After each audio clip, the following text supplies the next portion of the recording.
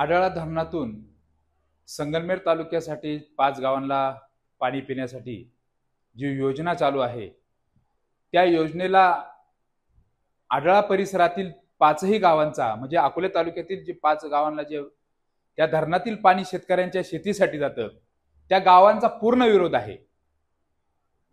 ज्या संगमनेर तालुक्याला आपण पाहिलं असेल निळवंडे धरणातून सुद्धा पिण्याची पाईपलाईन संगमनेरला निळवंडे धरणातून गेली, परंतु 1 टीएमसी धरण असलेलं आढळा धरण त्या आढळा धरणातून सुद्धा संगमनेर तालुक्याला त्या ठिकाणी त्या 4 ते 5 गावांसाठी पाणी नेण्याचा घाट रचला। उद्याच्या काळामध्ये जर समजा ते आढळा धरण पूर्ण क्षमतेने भरलं नाही आणि त्या आढळा धरणाच्या आधारावर असलेली जी शेतकरी आमची बांधव आहे, मायबाप जनता आहे, त्या जनतेला जर शेतीसाठी पाणी उपलब्ध झालं नाही तर भविष्यात निश्चित आमच्या आढळा धरणावर विसंबून असलेला 5 गावचा शेतकरी त्या ठिकाणी पूर्ण नेस्तनाबूत झाल्याशिवाय राहणार नाही। आज वरुण राजाची कृपा आहे की पूर्ण क्षमतेने अकोले तालुक्यातील पूर्ण धरणं भरले म्हणून आज हे पाणी या ठिकाणी दिसतंय। परंतु जर भयानक दुष्काळ यदा कदाचित निसर्ग जर कोपला आणि त्या ठिकाणी धरण जर नाही भरलं तर आपल्या अकोले तालुक्यात असलेल्या धरणांची आणि त्यातील ज्या लाभ क्षेत्रामधील असलेल्या शेतकरी बांधवांच्या शेतीसाठी पाणी कदापि जाऊ शकणार नाही। आपण पाहिलं असेल संगमनेर तालुक्याला निळवंडेतून पाणी चाललंय, आढळेतून पाणी चाललंय, त्यांचा त्यांनी पाणी क्षमतेचा साठा त्या ठिकाणी वाढवायला पाहिजे ना लोकसंख्येच्या आधारानुसार। मात्र त्या पद्धतीचं कुठलंही काम संगमनेर तालुक्यात होत नाही। आमच्या अकोले तालुक्यामध्ये आमचा आदिवासी बांधव खेडेपाड्यावरती राहणारा त्या आदिवासी बांधवांना अक्षरशः 4 महिने त्या धोधो पावसामध्ये कशा पद्धतीचे हाल अपेष्ट सहन करावं लागते। त्याच आदिवासी बांधवांना धरण त्यांच्या उशाशी असताना सुद्धा उन्हाळ्यामध्ये पाणी पिण्याची बिकट अवस्था त्या आदिवासी बांधवांची होते। मात्र संगमनेर तालुक्याला कुठल्याही प्रकारची धरण क्षमता किंवा पाणी साठा क्षमता त्या ठिकाणी उपलब्ध नसताना सुद्धा वारे माप त्या ठिकाणी पाणी जाते आणि त्या ठिकाणचे लोक त्या ठिकाणी त्याचा पाण्याचा लाभ घेत आहेत। पाणी पिण्याच्या योजनेसाठी आमचा विरोध मुळीच नाही, परंतु आमच्या आढळा धरणामध्ये 1 टीएमसीचं धरण आहे, त्या धरणामध्ये आजही जर पाहिलं तर 300 एमसीएफटी पाणी त्या ठिकाणी गाळ त्या ठिकाणी निर्माण झाला, तो गाळ सुद्धा त्या ठिकाणी काढला गेला नाही आणि म्हणून फक्त त्या धरणातलं पाणी शिल्लक दिसतंय। ते पाणी नेण्याचा घाट त्या ठिकाणी केला जातोय। स्थानिक प्रतिनिधींचं कुठल्या पद्धतीचं लक्ष किंवा शेतकरी नेते असतील कोणी त्यांचं कुठल्याही पद्धतीचं लक्ष त्या ठिकाणी नाही। म्हणून आमच्यासारख्या सर्वसामान्य शेतकऱ्यांना त्या ठिकाणी येणाऱ्या काळामध्ये भव्य असं आंदोलन त्या ठिकाणी उभारावं लागणार आहे, शेतकऱ्यांनाच त्या ठिकाणी उतरावं लागणार आहे। आमचा शेतकरी खऱ्या अर्थाने 1 टीएमसी धरण त्या 1 टीएमसी धरणाच्या लाभ क्षेत्रामध्ये असणारे सर्व शेतकरी आम्ही त्या धरणातील पाणी आमच्या शेतीला वापरतो आणि आमची उपजीविका त्या शेतीच्या माध्यमातून त्या ठिकाणी केली जाते।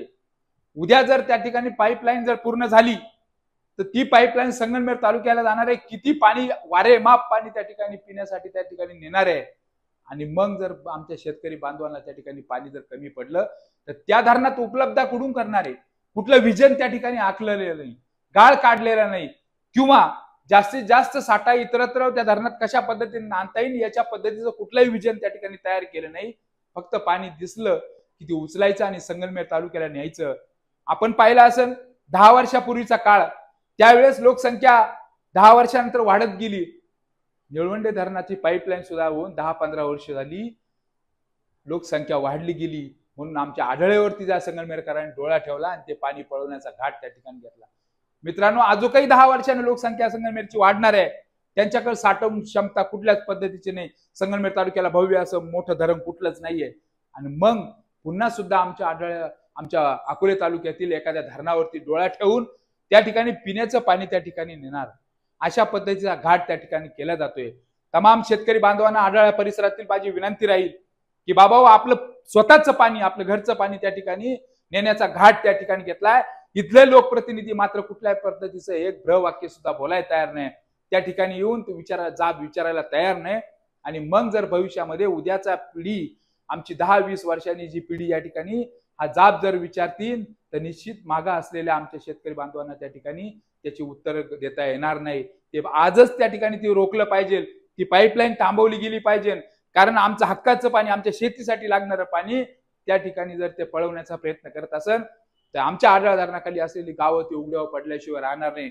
आणि म्हणून तमाम शेतकरी बांधवांना आढळ परिसरातील जे 5 गाव आहे, पिंपळगाव, निपाणी असेल, डोंगरगाव, युवरगाव, गणोरे, त्यानंतर वीरगाव असेल, त्या सर्व गावांतील शेतकरी बांधवांना एक विनंती करणार आहे की बाबा आपल्या जीवन मारण्याचा प्रश्न आहे. राजकारणाची जोडे बाजूला ठेवून आपण या विषयावर एकत्र आलं पाहिजे. शेती आपला शेती आपला व्यवसाय, आपण सर्व शेतीवर अवलंबून आहोत. आपलं जर पाणी जर उद्या त्या ठिकाणी जर गेलं तर भविष्यामध्ये येणारी पिढी आपल्याला कदापि माफ करणार नाही. आणि म्हणून लवकरात लवकर येत्या 2 दिवसामध्ये आपण एक बैठक घेणार आहोत आणि एक भव्य मोर्चा, भव्य आंदोलन या माध्यमातून या ठिकाणी काढणार आहोत. कारण आपला वाली कोणी नाही, शेतकऱ्याचा वाली कोणी नाही. राजकर्ते राजकारणामध्ये अतिशय व्यस्त आहे, परंतु आपल्या शेतकरी बांधवांच्या काय अडचणी याच्याकडे मात्र कुठलंही लक्ष नाही. आज आमचा शेतकरी या ठिकाणी अडचणीत असताना त्याकडे मात्र या तालुक्यातील लोकप्रतिनिधी कानाडोळा करून पाहताय. आमच्या शेतकरी बांधवांना कुणीही पाहत नाही. तमाम आढळा परिसरातील मी बांधवांना, पुन्हा शेतकरी बांधवांना विनंती करेल, शेतकरी बांधवांनो, खऱ्या अर्थानं आपला जीवन मरणाचा प्रश्न आहे. आपल्याला लागणारे शेतीसाठी पाणी खऱ्या अर्थानं त्या ठिकाणी पळवलं जात आहे. ते पाणी आपल्याला जर वाचवायचं असेल तर सर्वांनी एकत्र या, आपलं पाणी वाचवा, आपल्या हक्काचं पाणी वाचवा. पाणी पिण्यासाठी सायपन येण्याचा आपला विरोध नाही, परंतु आढळा धरणामध्ये सुद्धा क्षमता त्या ठिकाणी कशा पद्धतीने पाणी वाढवता येईल, गाळ कशा पद्धतीने काढता येईल, कुठलं विजन तयार केलं नाही. नेमकी हे प्रशासन कुणाला बळी पडलंय? संगमनेरकरांना पाणी देण्यामध्ये कोणाचा वाटा आहे, कोणाचा सिंहाचा वाटा आहे की ज्या वाट्यानं शेतकरी बांधवांना आमचा अन्याय होतोय, ते आमचे शेतकरी बांधव त्या ठिकाणी वाऱ्यावर पडल्याशिवाय राहणार नाही. अशा पद्धतीचा जर कोणी घाट जर या तालुक्यात जर कोणी करत असेल तर आढळा परिसरातील जनता, आमचा मायबाप शेतकरी कदापि माफ करणार नाही. शेतकरी बांधवांनो, येत्या 2 दिवसामध्ये त्या ठिकाणी आम्ही तुम्हाला कळवणार आहोत. भव्य असं आंदोलन त्या ठिकाणी उभारणार आहोत, रस्ता रोको करणार आहोत. सर्वांनी सामील व्हा.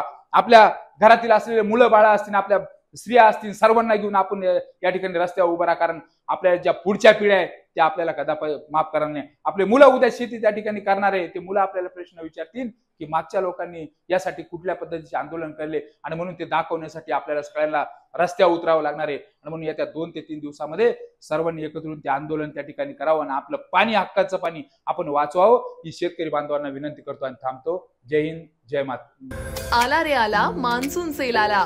आता कोणत्याही खरेदीवर 20 ते 50% बचत. सेल महाबचत महोत्सव Shri Swami Samarth cloth and matching centre मध्ये सुरू. जेंट्स टी शर्ट ₹99 पासून पुढे, परकर ₹55 पासून पुढे, ब्लँकेट ₹89 पासून पुढे, डॉलर लेगिन ₹260 फक्त, रेमंड सुटिंग 50% सूट. तसेच मेन्स फॉर्मल पॅन्ट 2 खरेदी करा आणि मिळवा 1 पॅन्ट मोफत. मेन्स फॉर्मल शर्ट 1 खरेदी करा आणि मिळवा 1 शर्ट मोफत. झील रेनवेअर 20% सूट, जॉकी इनरवेअर 15% सूट. तसंच इतरही खरेदीवर 20 ते 50% भव्य सूट. ही ऑफर मर्यादित कालावधीसाठी सुरू. अजून बरेच काही. या, पहा, खात्री करा आणि खरेदीचा मनमुराद आनंद घ्या. आमचा पत्ता Shri Swami Samarth cloth and matching centre, शाखा नंबर 1, अगस्ती कॉम्प्लेक्स, 2रा मजला, बाजारतळ, अकोले. शाखा नंबर 2, होलसेल साडी विभाग, भिंगारे गोडाऊन शेजारी, कचेरी रोड परिसर, अकोले. संपर्क 75 88 51 31 33.